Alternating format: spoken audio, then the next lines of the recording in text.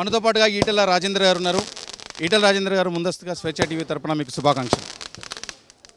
గత అనేక నెలలుగా మీ స్వేచ్ఛ టీవీ నిర్వహిస్తున్న పాత్ర చాలా గొప్పగా ఉంది.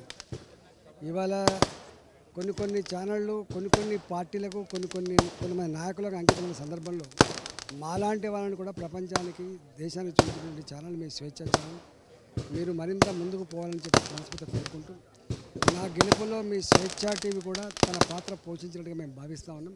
తప్పకుండా మల్కాగిరిలో నా క్యాండిడేచర్ డిక్లేర్ చేసిన తర్వాత, మోడీ గారు వచ్చి తొలి శంఖారామం పూరించిన తర్వాత యావత్ మల్కాగిరి ప్రజానీకం అంతా కూడా నిన్నే ఆశ్రయిస్తాం బిడ్డ, నిన్నే గెలిపిస్తాం బిడ్డ అని చెప్పి ఏ మాట అయితే ఇచ్చిండో ఆ మాట ఇవాళ తూచా తప్పకుండా అమలైనట్టుగా కనపడతా ఉంది. తెలంగాణ రాష్ట్రంలోనే అత్యధిక మెజార్టీ ఇచ్చి నన్ను ఆశీర్వదించినటువంటి మల్కాగిరి ప్రజలకి తప్పకుండా వాళ్ళ రుణం తీసుకునే ప్రయత్నం చేస్తానని కృతజ్ఞతా భావంతో నోట్ల నాలుక లేకుండి వాళ్ళకు సేవ చేసే భాగ్యం కలిగించినందుకు తప్పకుండా ఆ పాత్ర పోషిస్తా అని చెప్పి మల్కాగిరి ప్రజలకు వినమ్రంగా విజ్ఞప్తి చేస్తున్నాం. మీరు మొదటి నుంచి చెప్తున్నారు, ఈసారి మోదీ గారి గెలుపు కానీ, బీజేపీ గెలుపు కానీ, ఈటెల రాజేందర్ గెలుపు కానీ, ఇది ప్రజల నుంచి వచ్చిన నినాదం. అబ్కీ బార్ 400 పార్ అనేది ప్రజల నినాదం అని మొదటి నుంచి చెప్తూ వస్తున్నారు. ఇది నిజమైనట్టునా? యాక్చువల్గా మనం చూస్తూ ఉంటాం, 5 ఏళ్ళకే ముఖం మొత్తుతుంది, 5 ఏళ్ళ తర్వాత ముక్కిరిస్తారు ప్రజలు, 10 ఏళ్ళ తర్వాత అసలు క్వశ్చనే లేదు, ఇక గెలిచే ప్రసక్తే లేదు. కానీ అట్లాంటిది మోడీ గారు 10 సంవత్సరాల తర్వాత మళ్ళీ 3వ టర్మ్ మీరే ప్రధానమంత్రి కావాలని చెప్పి దేశ ప్రజానీకం అంతా కూడా వాళ్ళ ఆత్మను ఆవిష్కరించిన తీరు, ఇవాళ మోడీ గారు ఎంత రుణం తీసుకుందామన్నా కూడా ఎన్ని గంటలు పనిచేసినా అది తరగంది. ఇవాళ అట్లాంటి అరుదైనటువంటి అవకాశం, అరుదైనటువంటి గౌరవం భారత ప్రజల చేత పొందిన వ్యక్తి మోడీ గారు. కాబట్టి భారతీయ జనతా పార్టీ, నరేంద్ర మోడీ గారు, తెలంగాణలో మేము తప్పకుండా ప్రజలకు సేవ చేయడంలో, వాళ్ళ రుణం తీసుకోవడంలో 365 డేస్ శ్రమిస్తామని చెప్పి సందర్భం మనవి చేస్తా ఉన్నాం.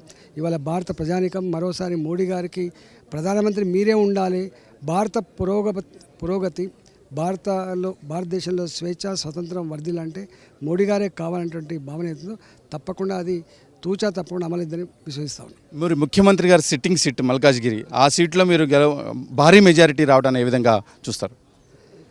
ఇది ఎవరి జాగీర్ కాదు, ఇది ముఖ్యమంత్రి గారి సీటు, ఇది ప్రధానమంత్రి గారి సీటు, ఇది ఈయన సీటు, ఇది ఎప్పుడు కూడా అది ప్రజల జాగీర్.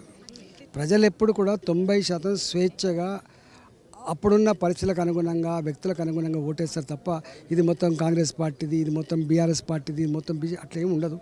ఇక్కడ ఆయన ఆనాడు ప్రశ్నించే గొంతుక అని చెప్పి ప్రజల ముందుకు వస్తే ఆనాడు నిలబెట్టింది మల్కాగిరి ప్రజలనే విషయం మర్చిపోయిండు.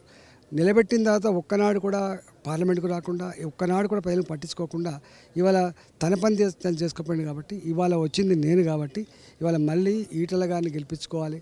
తెలంగాణ పురోగమనంలో, తెలంగాణ రాష్ట్రాన్ని సవ్యంగా నడపడంలో ఆయన పాత్ర కూడా కావాలని చెప్పి ప్రజలు భావించింది కాబట్టి నాకు ఓటేసింది. చాలామంది ఇక్కడికి వచ్చిన వాళ్ళు ప్రచారం చేస్తూ ఢిల్లీలో మంచి స్థానంలో ఈటెల రాజేందర్ను చూస్తారు అని చెప్పి వెళ్ళారు. మీరేమనుకుంటున్నారు? అది పార్టీ నిర్ణయిస్తుంది, ప్రధానమంత్రి నిర్ణయిస్తారు. చివరిగా ఒక ప్రశ్న, మల్కాజ్గిరిలో బీజేపీ గెలిచిన తర్వాత నిధులు తీసుకురావడంతో పాటుగా రాష్ట్ర ప్రభుత్వం ఏదైతే హామీలు ఇచ్చిందో వాటి నెరవేరడంలో ముందుంటాను అని చెప్పారు పదే. మీ పాత్ర ఏ విధంగా ఉండబోతుంది? భారతీయ జనతా పార్టీకి 2 రకాల పాత్రలు ఉంటాయి. ఒకటి ఓటేసి గెలిపించిన ప్రజల రుణం తీసుకునే, ప్రజల సమస్యలు పరిష్కరించేటువంటి బాధ్యత ఒకటి ఉంటుంది. తెలంగాణ రాష్ట్రంలో ప్రతిపక్ష పార్టీగా తప్పకుండా ఏ ప్రభుత్వం అయితే హామీలు ఇచ్చిందో, ఏ ప్రభుత్వం అయితే మేనిఫెస్టోలో రకరకాల వాగ్దానాలు చేసిందో అవి అమలు చేయకపోతే వాటి అమలు కోసం బరిగీసి కొట్లాడేటువంటి బాధ్యత కూడా బీజేపీకి ఉంటుంది. కాబట్టి ఆ రెండో బాధ్యత కూడా సంపూర్ణంగా నిర్వహిస్తాం.